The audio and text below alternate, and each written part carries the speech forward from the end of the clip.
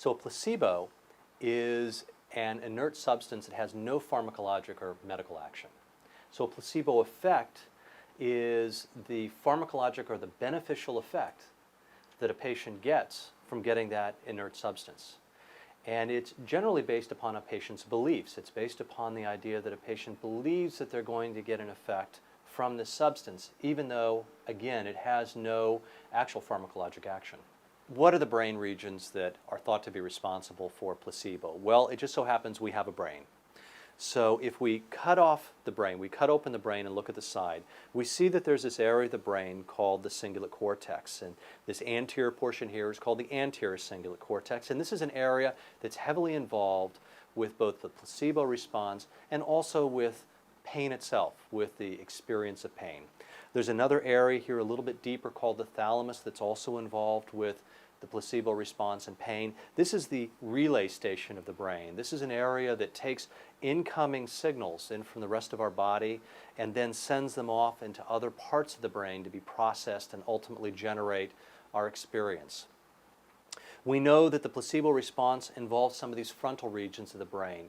These are the areas of the brain that are involved with executive functioning and thought and memory that all work to set up these expectations that ultimately modulate our experience of pain in some of these deeper brain regions.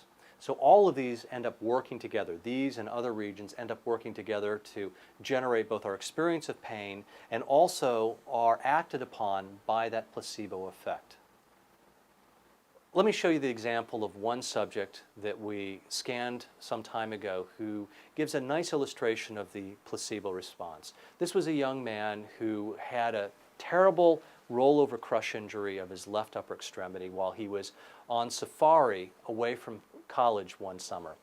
He ended up having terrible burning pain in that arm. We brought him into the scanner and we found that when we stroked a particular area of his hand and his arm, he had terrible burning pain in that part of his hand and his arm. And this was represented by this area, by these slides here, which show increase in activity in all the areas of the brain involved with the processing and perception of pain.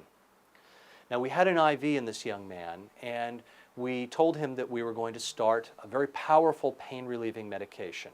And so we did that. And what we found is that his pain went down. He had a dramatic reduction in his pain. It went from, instead of a 7 out of 10, where 0 is no pain and 10 is the worst imaginable, it went from that 7 out of 10 down to a 3 out of 10. And what we found is that similarly, his brain activity went down as well. Significantly less activity in the brain in all of the areas involved with the processing and perception of pain. But what did we actually give him? Well, it turns out we gave him placebo. We hadn't actually started the active medication yet. When we actually gave him the medication, we found that there was even more reductions in his pain overall, and similarly, even greater reductions in his brain activity, suggesting that while placebo had a direct action on his brain, the active agent, the pharmacologic agent itself, had even more of an action on it. What does this ultimately mean? Well, what this ultimately means is, first and foremost, pain, as we all know, really lies within the brain. But we also see that the placebo response itself lies within the brain, that it's a very real phenomenon, that patients are not faking it, that they're not making it up, and that their beliefs can have a huge impact on not only their pain, but we can actually see that impact within the living brain itself.